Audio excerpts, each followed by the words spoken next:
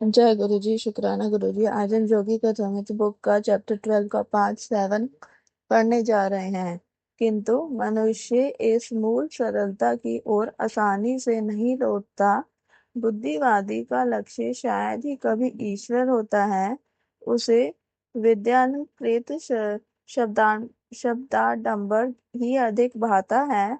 उसका अहंकार इसी में तृप्त हो जाता है कि वह इतने गहन पांडित्य को समझ सकता है।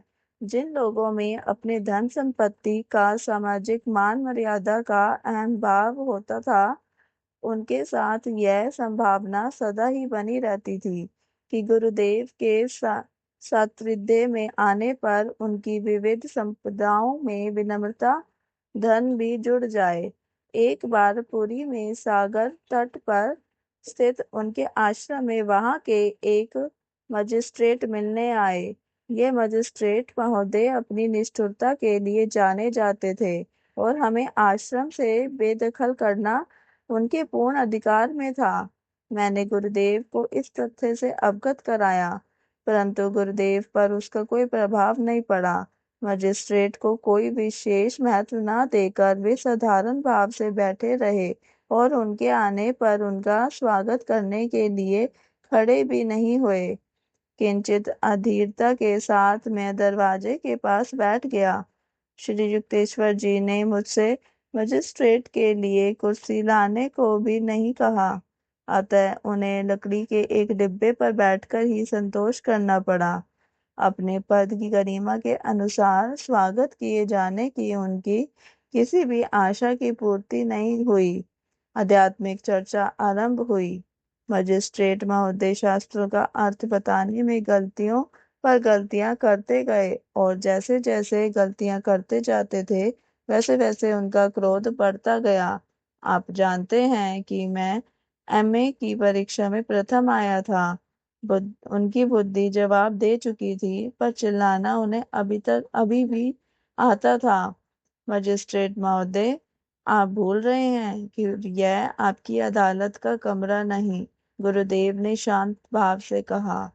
आपकी बचकानी बातों से तो यही लगता है कि आपका विद्यार्थी जीवन कोई विशेष प्रतिभावान नहीं रहा, और वैसे भी यूनिवर्सिटी की डिग्री का वैदिक ज्ञान के साथ कोई संबंध नहीं है।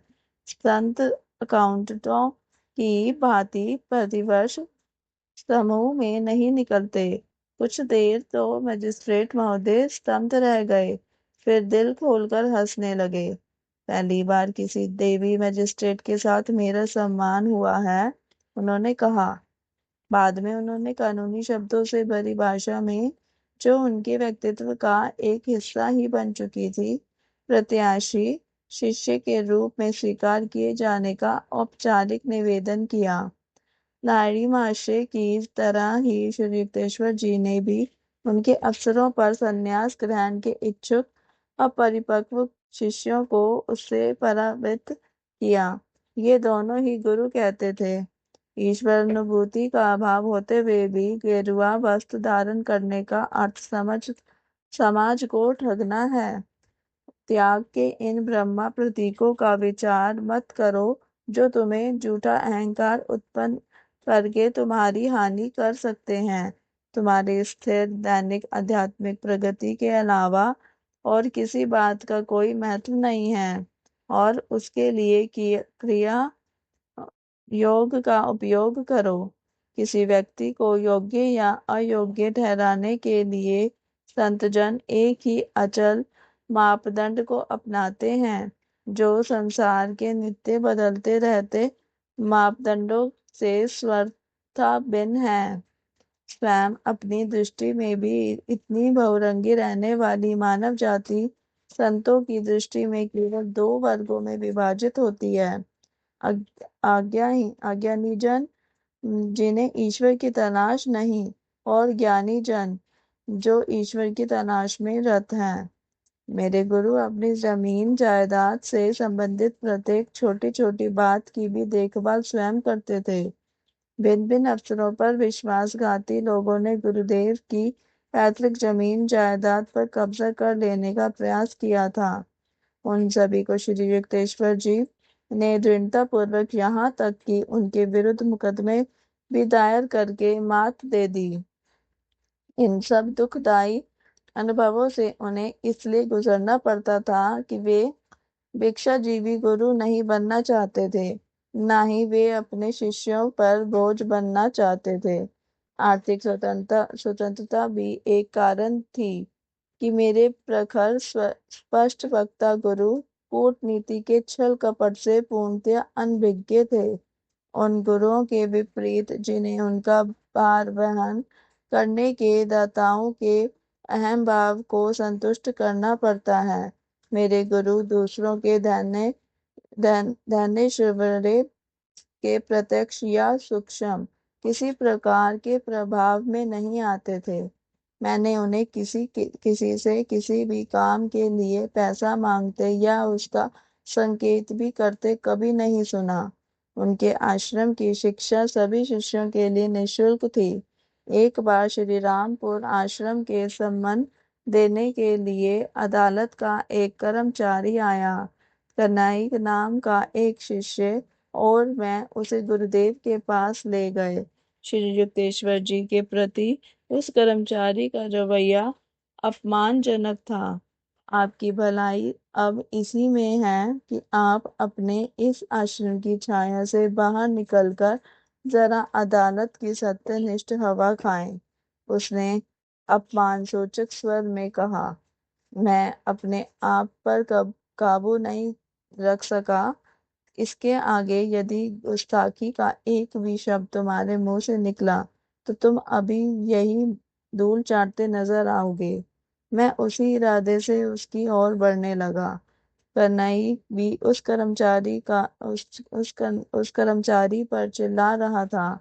अरे दुष्ट, तुम्हारी ये हिम्मत कि तुम अपनी दुष्टता से इस पवित्र आश्रम भी ले आए।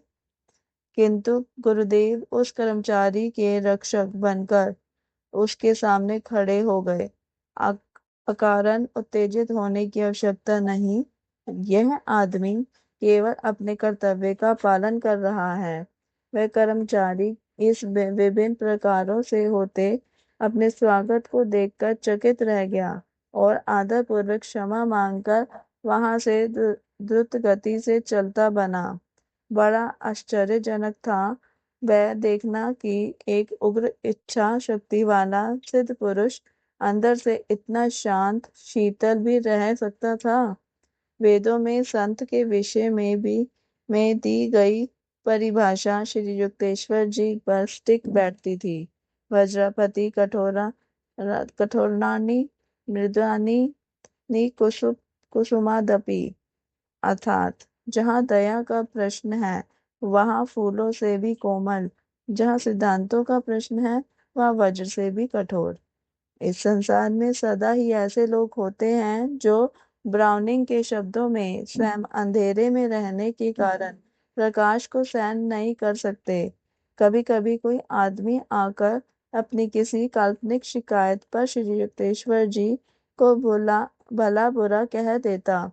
मेरे स्थित प्रज्ञ गुरु नम्रता से उसके द्वारा की जा रही अपनी निंदा सुनते और अंदर ही अंदर अपना विश्लेषण करते जाते, यह देखने के लिए कि वह जो दोषारोपण कर रहा है उसमें कहीं कोई सत्य का अंश तो नहीं। ऐसे प्रसंग गुरुदेव की अप्रतिम उक्तियों का मुझे स्मरण करा देते। कुछ लोग दूसरों के सिर काटकर स्वयं ऊंचा बनने का प्रयास करते हैं। साधु संतों की अचल शांति उपदेशों से कहीं अधिक प्रभावकारी होती है। जिसका अपने क्रोध पर नियंत्रण हो वह महाबलवान से अधिक बलवान है। जिसने अपने आप को जीत लिया हो वह राज्य विजेता से बड़ा विजेता है।